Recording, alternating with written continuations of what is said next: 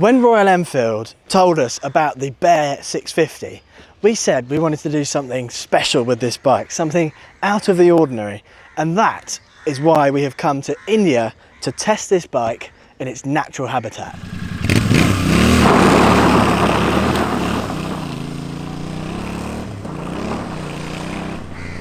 Straight off the bat, I can tell you that this is my favourite Royal Enfield I've ever ridden. It's absolutely fantastic. So make sure you watch the whole video to find out why that is. But to start with, this bike looks fantastic. It's an absolutely great looking bike. It's much better looking than something like the Himalayan in my opinion, because it's got the Interceptor looks, but it's jacked up slightly. It's got these lovely, beautiful, wide chrome bars, which look fantastic. It's got a nicer, more comfortable riding position for someone over 6 foot. Your feet are slightly further forward than they normally are. The bars are slightly higher and wider. So it's a beautiful riding position. And because you've got that extra suspension travel, it soaks up the bumps absolutely fantastically. Now, Royal Enfield have done something to the geometry of this bike that has improved it no end. In my books, it's now perfect. They've taken the angle of the steering head and knocked it out to 26.1 degrees, whereas on the Interceptor it's 24 degrees, which is more steep. Now, this more relaxed geometry gives you very secure, very stable steering, yet it's still manoeuvrable. You've got a longer trail, which gives you more stability as well. So, in my opinion, the handling is immeasurably better, and it's absolutely spot on now. And that, coupled with more suspension travel, gives you a bike that you can really nail the bumps, the ruts, the potholes, the speed bumps, and do a bit of off-roading in it too. It really is now the perfect bike to ride anywhere. Now, the Bear 650 has got a 2-in-1 exhaust system rather than the dual exhaust that you get on the Interceptor. Now, what this means is that you've got an increased amount of torque by 8%. So this now produces 56.5 newton meters of torque at 5,150 RPM. And it still has 47 horsepower at 7,150 RPM. So it's still A2 compatible in the EU. It's a fabulous sounding bike, and it's surprisingly good sounding for a standard exhaust.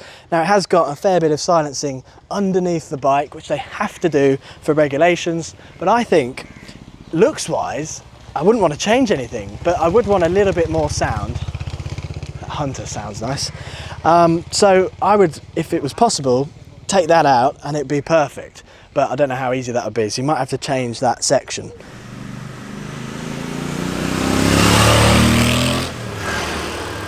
Now, if you're watching this video and you're not yet subscribed, now is the perfect time to click subscribe.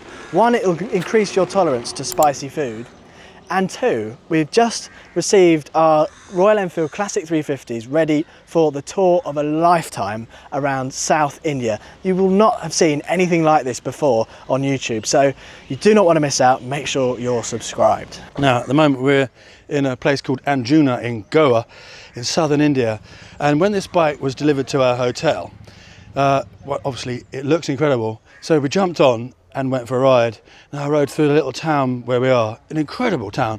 There's cows all by the roadside, all over the place. There's so many cows, you wouldn't believe it, they're all really friendly. People everywhere. Now, the way they ride and drive in India is completely different from the rest of the world. Basically, do what you like, you know, go where you like, overtake when you like, just hoot. Everyone's quite friendly about it. Hoot means I'm coming, that's fine. But it's great to ride a bike like this all over the place. I mean, the little speed bumps you don't have to slow down for, the suspension's great. I had a whale of a time just riding this bike through the town, and you're seeing the shots.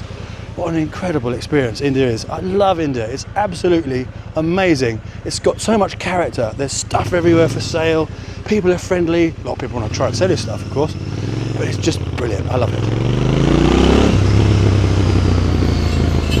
Now, size-wise, this bike's a little bit bigger than the Interceptor in terms of its slightly longer wheelbase and slightly higher seat height, because you've got more suspension travel added to that rake, so the wheels are a little bit further in wheelbase, but the riding position is lovely.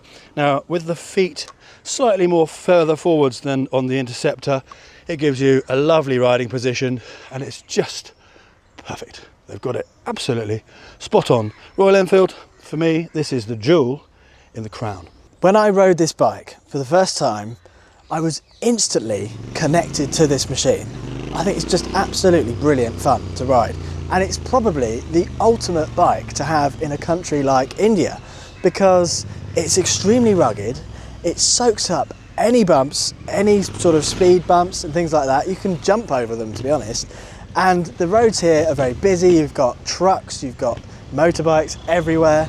You've got cows in the middle of the road, stray dogs, and you can just weave in and out of it as quickly as you like, and you can get to places very quickly on a bike like this. And 650cc and this amount of torque, this amount of power is the sweet spot in a country like this. There's no way you would need any more than this ever. It is perfect. There's not many opportunities to go very fast here, so this really does keep up with anything else on the road, and it's just so much fun.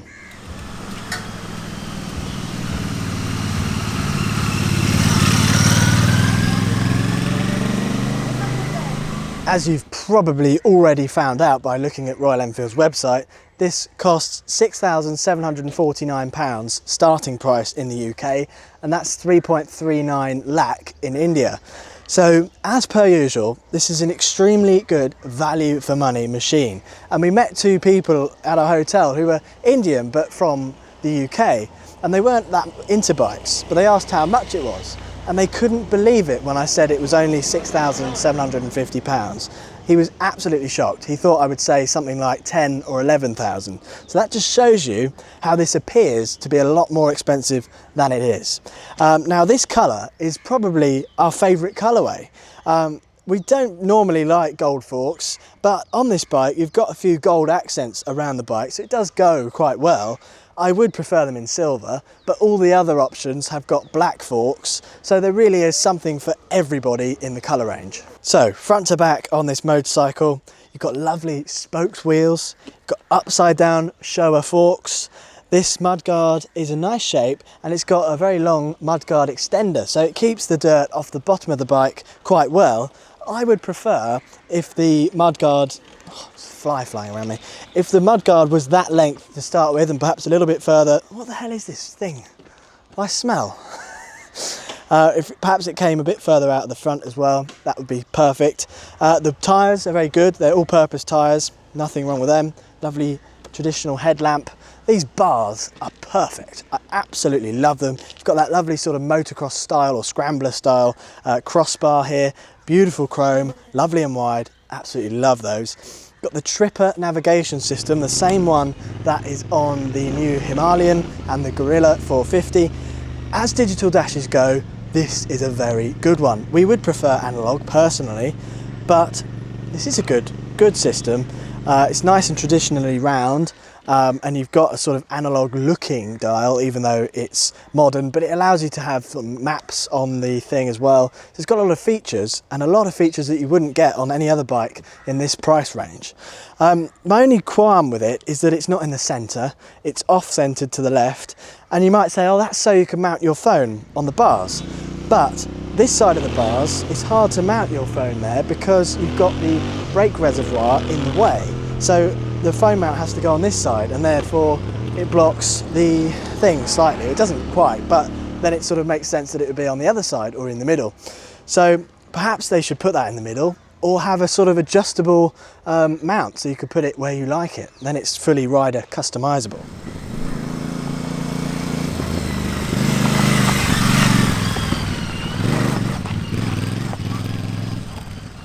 Beautiful fuel tank. This is the same one that's on the Interceptor. It's absolutely stunning.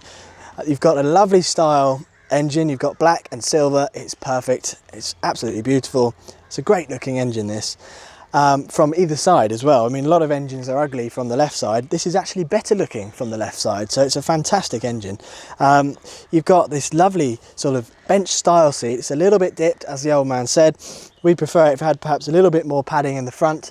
It's perfectly comfortable as a pillion as well. We have tested it with two massive apes, which is ourselves, and it copes with it absolutely fine. Coming to the rear of the bike, you've got these beautiful twin shocks in black. They look fantastic. You've got more travel on those than you do on the normal Interceptor.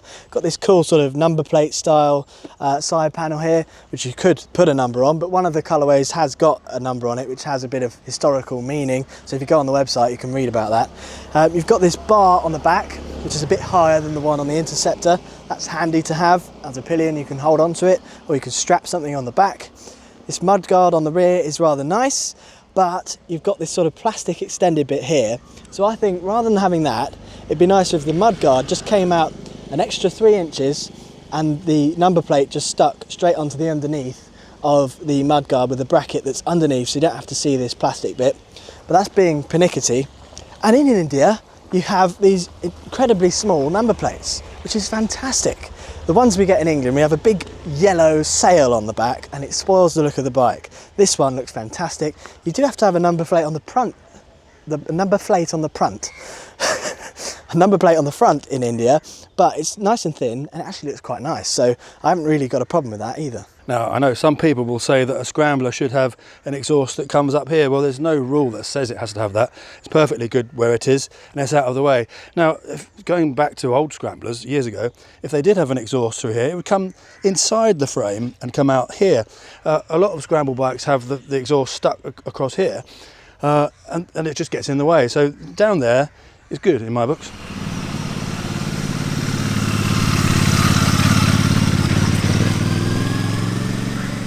Now the weight of this bike is 216 kilograms and it doesn't feel heavy at all when you're riding around. It's very manoeuvrable, just right. 6-speed gearbox, nice and slick, and you've got a good top speed on this. You can do motorway speeds effortlessly all day long without any issues whatsoever, and there's still plenty of oomph in reserve. Now on this you've got a 19-inch front wheel and a 17-inch rear. The tyres are quite fat.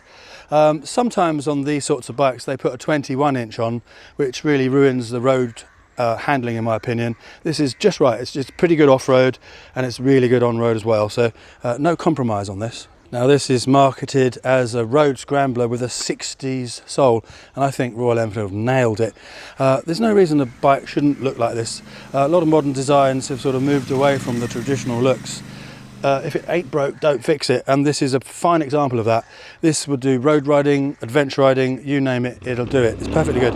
Now talking about adventure bikes and things like that, sometimes we get a comment saying, oh, it wouldn't be off-road because it needs more suspension travel.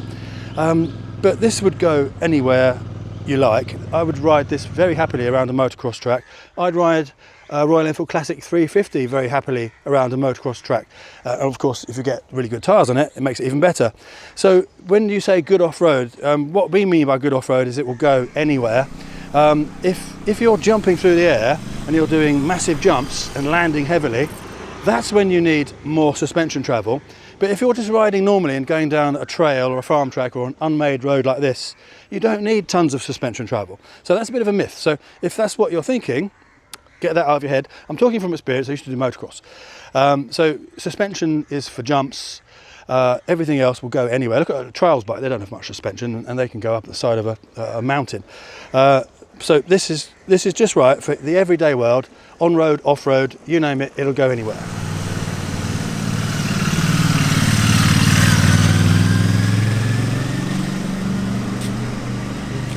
Now talking about new Royal Enfields, today while we were filming on the beach in Goa, we saw the new Classic 350 Goan Special, which is a bobber version.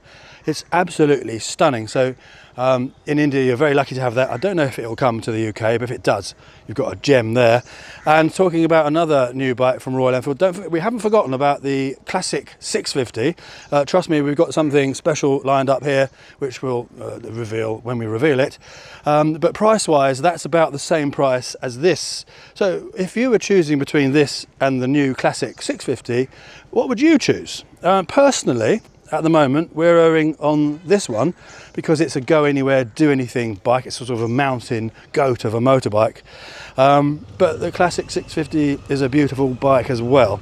So we'll reveal what we think about it in due course. That's coming.